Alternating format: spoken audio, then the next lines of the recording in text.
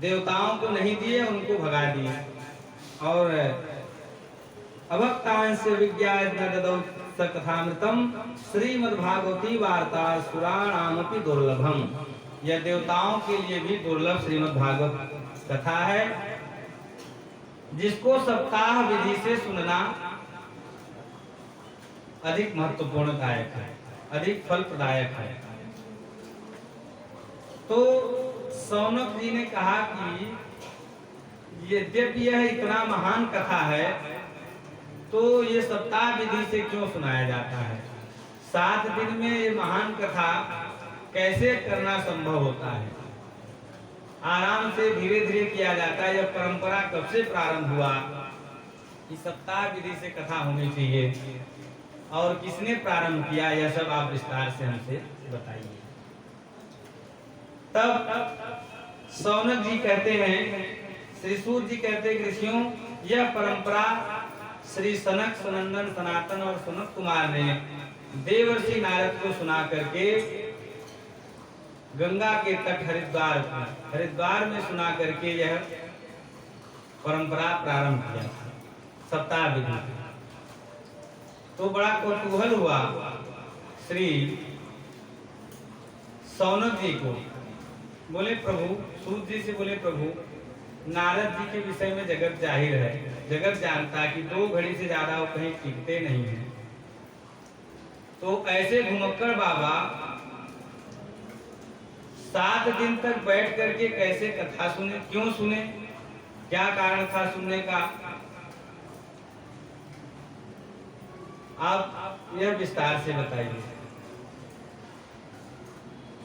तब श्री सूत जी कहते हैं, एकदा ही विशालायाम चत्वार ऋषयो मना सत्संगार्थं समायाता ददस्यु तत्र नारदः। नारदम। श्री सूत जी कहते, एक बार की बात है, विशालायाम माने विशालपुरी अर्थात बद्रीनाथ धाम में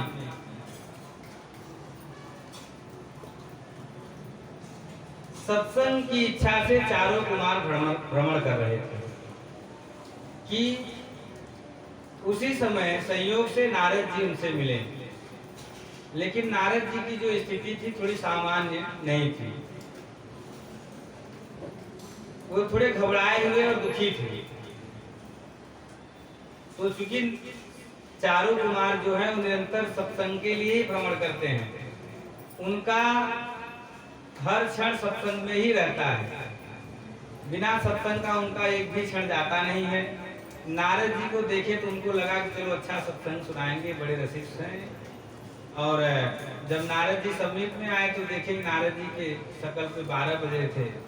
तो उनसे चारों कुमारों ने पूछा, कथम ब्रह्मण्येन मुख कुतश्चिन्तातुरो भवान् त्वरितं गम्यते पुत्र कुतश्चागमनं तव। इदानीं शून्यचित्तो यसि गतवित्तो यथा जन तवेदं मुक्तसंगस्य नोचितं वद कारणम्। श्री चारों कुमार उनसे कहते कि ब्राह्मण, आपका मुख मलिन क्यों है और आप अभी इस समय कहां से आ रहे हैं? आपका चित्त ऐसा लग रहा कि जैसे किसी बड़े कंजूस का संपूर्ण धन कोई लूट लिया हो एक ही साथ में। इतना उस लूटे धन के लूट जाने पर जिस प्रकार से वह कंजूस सुखी होता है, उसी प्रकार से आपका मुख जो है मंडल पे जो है दुख छाई हुई है। आपके दुख का क्या कारण है? आप जैसे मुक्त तवेदम मुक्त संगस्य, जो संसार से आप जैसे संसार से मुक्त विरक्त प्राणी के लिए, जीव के लिए, व्यक्ति के लिए, महात्मा के लिए, विरक्त महात्मा के लिए इस प्रकार से दुखी होना ठीक नोचितम, उचित नहीं है। वद कारण, बताइए क्या कारण से आप दुखी हैं? तब नारदो उवाच, नारद जी कहते हैं अहम तु पृथ्वी यातो ज्ञात्वा सर्वोत्तमामितिं पुष्करं च प्रयागं च काशीं गोदावरीं तथा हरिक्षेत्रं कुरुक्षेत्रं श्रीरंगं सेतुबन्धनम् एवमादिषु तीर्थेषु ब्रह्मांड इतस्ततः।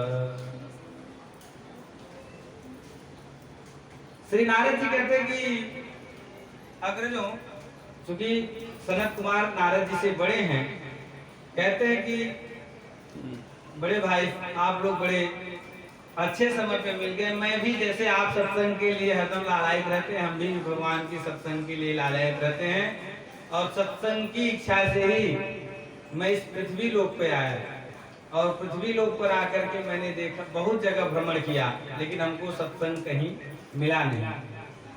तो बोले कि सत्संग के लिए आपको तीर्थों में जाना चाहिए, तो आप किस किस तीर्थ में गए? नारद जी कहते हैं कि पुष्करम, प्रयागम, काशीम, गोदावरी, हरिक्षेत्र, हरिद्वार, कुरुक्षेत्र, श्रीरंगम, सेतुबंधन, रामेश्वरम, सब जगह हमने भ्रमण किया, लेकिन कहीं भी हमको सत्संग का लाभ नहीं मिला। तो मैंने सोचा कि चलो किसी महात्मा के आश्रम में ही चलते हैं। तो आश्रम में देखते हैं कि पाखंड निरता संतो विरक्ता सपरिग्रहा, वे लोग पाखंड में निरत हैं, और विरक्त जो हैं संत लोग जो है पाखंड का आश्रय ले लिए हैं, और विरक्त जो है, विरक्तों का जो है कहने के लिए तो विरक्त हैं, लेकिन वो बड़े बड़े विशाल भवन को बना करके उसमें एकदम भौतिक सुख संसाधन में जो है रह रहे हैं। और हमने जब देखा कि जब संतों के यहाँ तीर्थों में भी सत्संग नहीं मिला, संतों के यहाँ भी नहीं मिला, तो उनके मन में, नारद जी के मन में क्या हुआ कि चलते हैं गृहस्थ के यहाँ, गृहस्थी के यहाँ देख लेते हैं क्या हाल चाल है। तो गृहस्थों के यहाँ क्या हाल चाल है? कह रहे कि तरुणी प्रभुता गेहे श्याल को बुद्धिदायक कन्या विक्रीडो लोभात् दंपति नाम कलकनम। देवी जी का ही पूरा साम्राज्य है। तरुणी प्रभुता गेहे, पत्नी का ही पूरा साम्राज्य है। पत्नी का साम्राज्य मतलब माता पिता का कोई कुछ नहीं है। जैसे विवाह हुआ, ससुराल आए तो कान में यही भरेंगी, भैया हम स्वामी जी, हमने अपने मित्र, अपने बंधु बांधव, अपने माता पिता को छोड़ के चले आए हैं, आप कब छोड़ रहे हो? आप भी जल्दी से लोगों को विदा करो या फिर कहीं स्थान ढूंढ। तो ये स्थिति है, तरुणी प्रभुता गेहे। और अगर कोई परिवार में विचार विमर्श का बात आ जाए कि काम किया जाए कि नहीं किया जाए, तो इसके लिए किसको बुलाया जाता? महान बुद्धिमान। ये होता है कि भैया साले साहब को बुला लिया जाए, वो जो निर्णय देंगे वही श्याल को बुद्धिदायक है। और विवाह की बात ही छोड़िए, कन्या विक्रीडो लोभा